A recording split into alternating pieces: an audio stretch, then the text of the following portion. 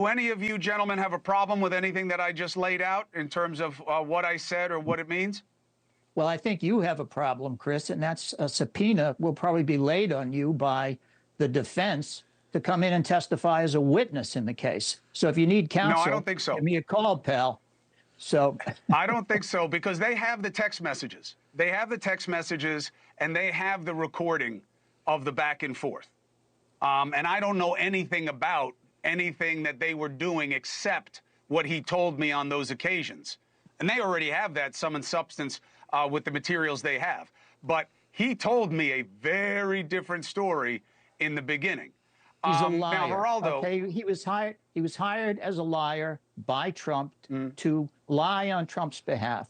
So the fact that he lies to you, in addition to other people that he's lied to, doesn't mean anything. Today, we established in court, however, through the controller of the Trump organization, that this money was paid for a specific reason. Yeah. And so, you know, I think that in the end, today was a good day for them, the prosecutors. So let me bounce to you. A good day for whom? I'm not sure. I'm not sure who was a good day for exactly. All right, but all right, we've established clearly that Cohen, and from your experience, Chris, and welcome back, you know this guy is a creep and a con man, and cross-examination tomorrow will be withering. It will expose him for all of his seedy motivation. But there is a danger here that hasn't been mentioned yet. President Trump almost lost it after court, and he, already under a gag order, came perilously close, in my view, to being in contempt of court. And I think, Dusty, you have a clip of the president after today's session, and see how close he comes. We have a corrupt judge, and we have a judge who's highly conflicted, and he's keeping me from campaigning. You know who appointed him? Democrat politicians. He's a corrupt judge, and he's a conflicted judge, and he ought to let us go out and campaign and get rid of this scam. So he calls the judge corrupt and conflicted. I mean, how does he expect, with that kind of conduct, to get to the end of this saga? Going back just very briefly to Cohen. Cohen is a weasel who told a different story completely to you, Chris, and to the feds when they had him pleading guilty to tax evasion and campaign finance violations and lying to Congress and other felonies that he pled to before he went away. You know, this is a guy who, for instance, this case, if Trump did all this to save his marriage, there's no crime. But if Trump did all this to save his election, then arguably, and that's the case that the Manhattan DA makes, there is a crime. So I believe that Cohen told one story when they had a maximum leverage, when they had him by the testicles, and this first time the feds had Cohen. He told them anything they wanted to hear, and still the feds decided not to indict Trump. That, to me, it shows that Cohen is not only a liar, but the authorities don't believe him. And yet still the Manhattan DA went and brought this lame and case they went very heavy. It.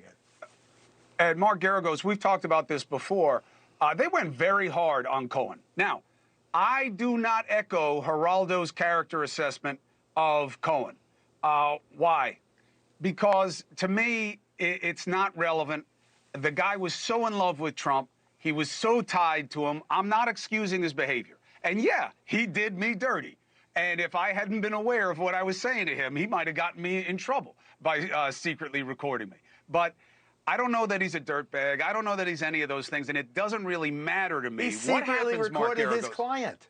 Let me tell you. I know. Listen, I get it. He's low character. Let me tell you. But Mark, go ahead. Let me just tell you why. Let me tell you why it really doesn't matter. And Geraldo, you've heard me say this for 30 years, and Paul knows this from trying cases. Chris, you've heard me say it. This case was over in jury selection. Why do I say that? There isn't a single juror who's sitting there in that jury right now who's saying, oh, now Michael Cohen's up there. I was ready to acquit, and now I'm going to convict. And conversely, there wasn't somebody who was saying, I was going to convict, and now because of Michael Cohen, I've changed my mind. There's a reason they saved him to the end. There's a reason they put him on last. There's a reason, as you just pointed out, that the SDNY dumped on the Manhattan DA's office a month before the last trial date thousands and thousands of horrible documents about him, because SDNY, who is no shrinking violet office, they examined this and they said they weren't going to bring a case against Trump, and they had somebody, and mind you, this is the feds. I can't tell you how many trials, virtually every trial I have in federal district court has somebody who has Michael Cohen style baggage. That is, you don't try a case in federal court that doesn't have a snitch or a wiretap. That's just how they operate. So I just think this is, I know it's great for the argument, but the fact remains an unsequestered jury in Manhattan. Trump has got a point.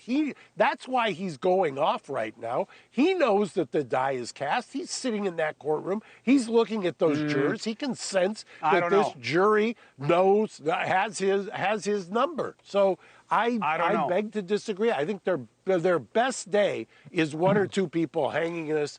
That's their best day for the defense. Yeah, I think that, but that's all that they were going for, Mark. They had to be going for it to hang. Hey, thank you for watching. Please go to newsnationnow.com, newsnationnow.com, and you can find NewsNation on your television provider. And don't forget to click the red subscribe button down below. Then you will get more of NewsNation's fact-driven coverage.